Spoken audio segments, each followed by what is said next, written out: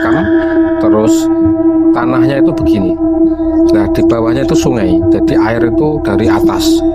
Itu ketika banjir besar itu airnya itu menjadi dua gini. Jadi di sini makam, airnya itu menghindar sendiri dengan sendirinya. Jadi makamnya itu tidak terkena banjir. Padahal kalau dipikir logika itu tidak nyampe. Dan itu banyak saksinya itu orang kampung ya, orang yang dekat situ. Jadi orang di situ kan ada juru kuncinya, ada banyak orang.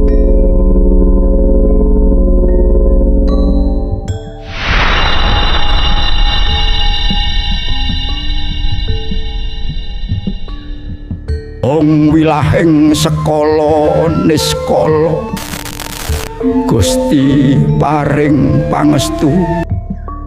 Assalamualaikum warahmatullahi wabarakatuh. Salam rahayu sagung dumadi untuk saudaraku dimanapun berada yang mengikuti channel saya ini.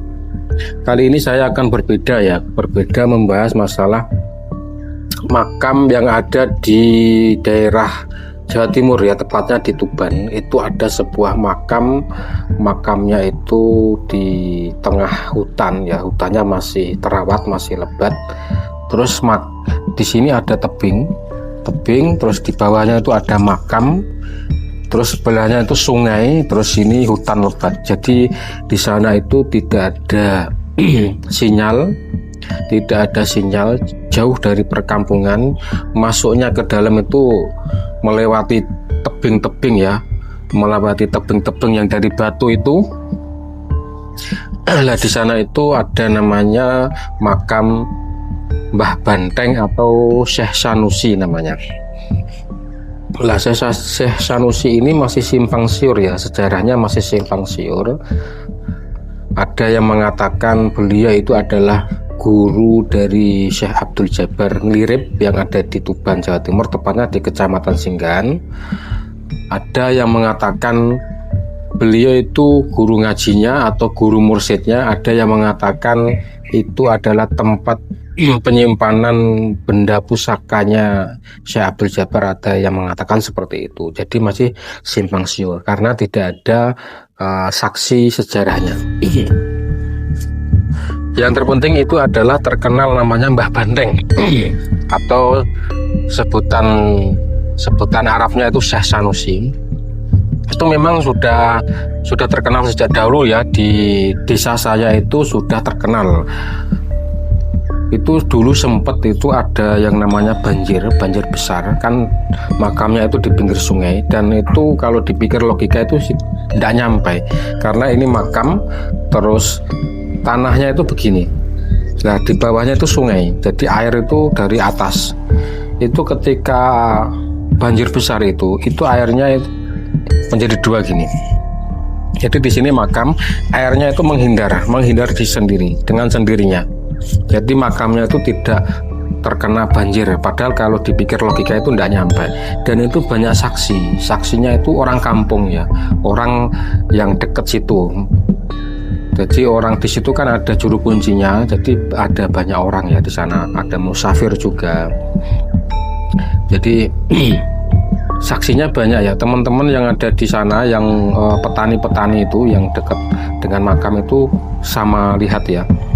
Jadi airnya itu menghindar menjadi dua. Jadi kuburannya, makamnya itu tidak terkena air. Memang di sana itu masih terkenal angker ya, masih auranya itu benar-benar kuat karena di sana itu jarang yang tahu ya, ada yang tahu, dan di sana juga banyak orang musafir. Belum begitu viral ya, seperti makam-makam lainnya. Di sana itu masih angker, masih belum ada listrik masuk. Dia di sana itu ada sumbangan lampu dari matahari itu. Nah, waktu itu saya ke sana itu sekitar berangkat dari rumah itu jam 12 malam. Saya ke sana itu kan melewati hutan ya. Jam 12 malam ke sana, terus kan melewati hutan, melewati tebing-tebing itu, melewati hutannya itu hutan jati, jadi masih lebat. Pada waktu nyampe sana kan saya itu karena jalannya itu masih batu sebagian, ya masih batu. Kalau hujan itu nggak bisa masuk, nggak ada jembatannya. Jadi ketika nyampe sana itu kan nyebrang sungai baru nyampe di makam. Di sana ada musola, sekarang sudah dibangun ya, jadi untuk fasilitas wudhu juga ada. Saya nyampe sana itu sama teman saya berdua naik sepeda motor sekitar jam 2. Nyampe sana jam 2 baru duduk terus bikin minuman kopi itu, ngopi dulu, rokok. Setelah itu nyampe sana itu sekitar jam 2, istirahat sambil ngopi sambil rokok. Lah itu ternyata itu di atas bukit batu itu, jurang-jurang itu ada api. Ada api dari atas tuh ke bawah, seret, biar. Terus ada seperti drone api yang berjalan di atas bukit itu banyak. Itu banyak yang menyaksikan, bukan saya saja, teman saya juga menyaksikan, guru gurunya juga tahu. Ternyata di sana itu memang terbiasa, sudah biasa seperti itu. Jadi saya itu diceritain sama musafir dan juru kunci di sana itu, malah kalau malam itu kadang ada api jatuh dari atas biar gitu. Itu sudah biasa, jadi tidak kaget. Orang di sana itu tidak kaget, ya memang sudah terbiasa. Nah, ketika itu sudah ada api ya, apinya itu hilang. Terus ada seperti lampu kelip-kelip itu banyak di atas bukit, seperti drone. Kan tidak mungkin drone bisa masuk situ karena sinyal itu tidak ada di sana, sinyalnya tidak ada.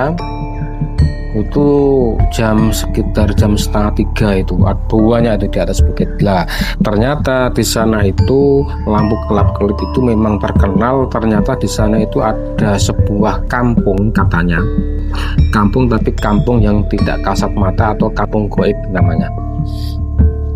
Ya percaya ndak percaya, karena ini hanya cerita dan banyak yang membuktikan juga. Banyak yang membuktikan, kan bukan satu orang, banyak orang sudah tahu, sudah pernah melihat juga. Pokoknya di sana itu makamnya masih angker ya, masih angker.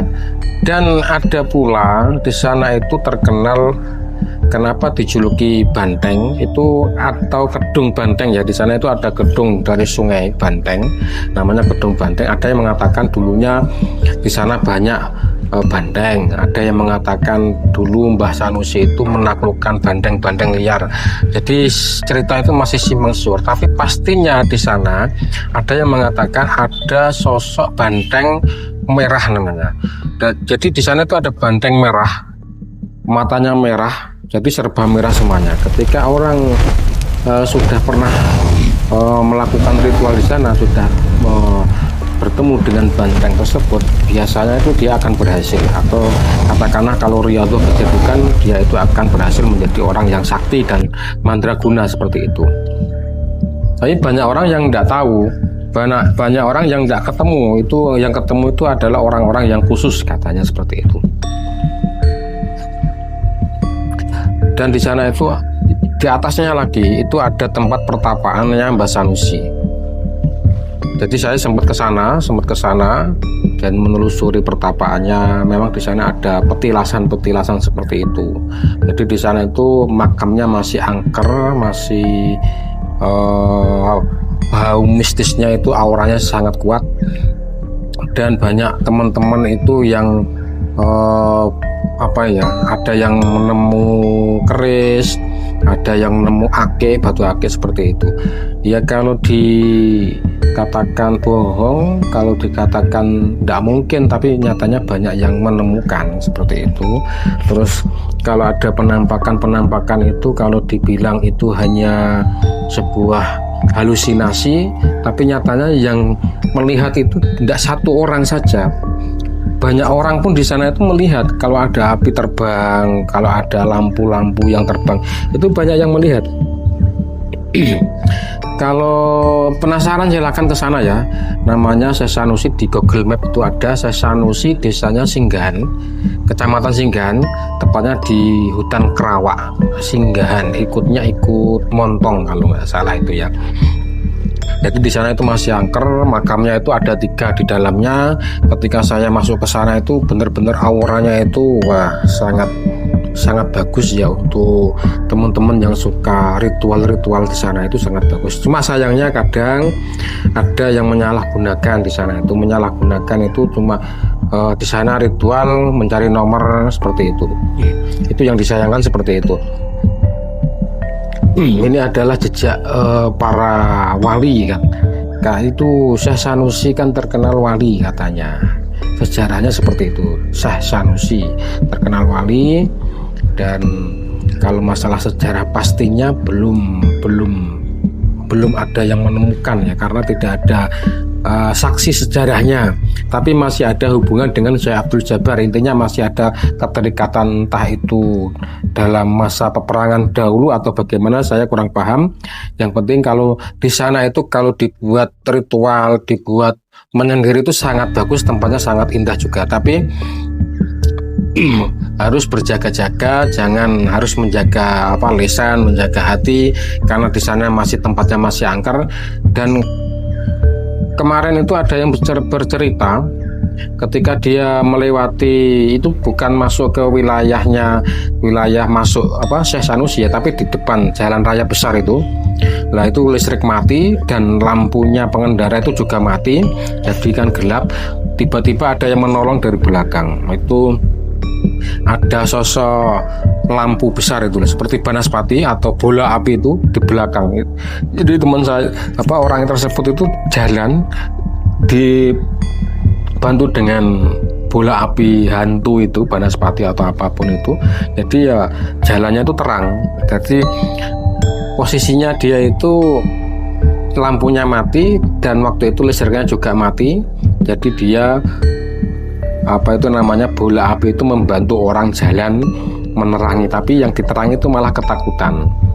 Ya mungkin ada bayinya juga ya. Banyak, tapi rata-rata yang sering muncul di sana itu termasuk saya sendiri itu benar-benar melihat bola api yang besar jatuh dari atas itu, biar hilang. Banyaklah seperti itu. Untuk teman-teman yang ingin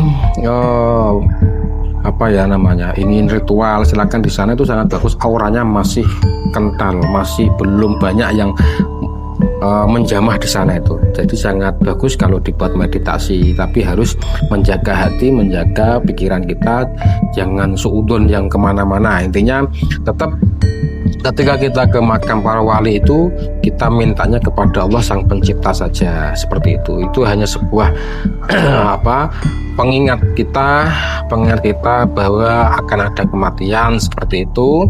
Mengingatkan kita, menguatkan iman kita. Dan para wali itu hanya sebuah wasilah, yang mana wasilah itu beliau adalah kekasih Allah. Dan ketika kita berwasilah kepada kekasih Allah, insya Allah nanti akan dikabulkan segala keinginan kita, seperti itu. Jadi harus benar-benar menata hati ketika kita ziarah ke wali-walinya Allah.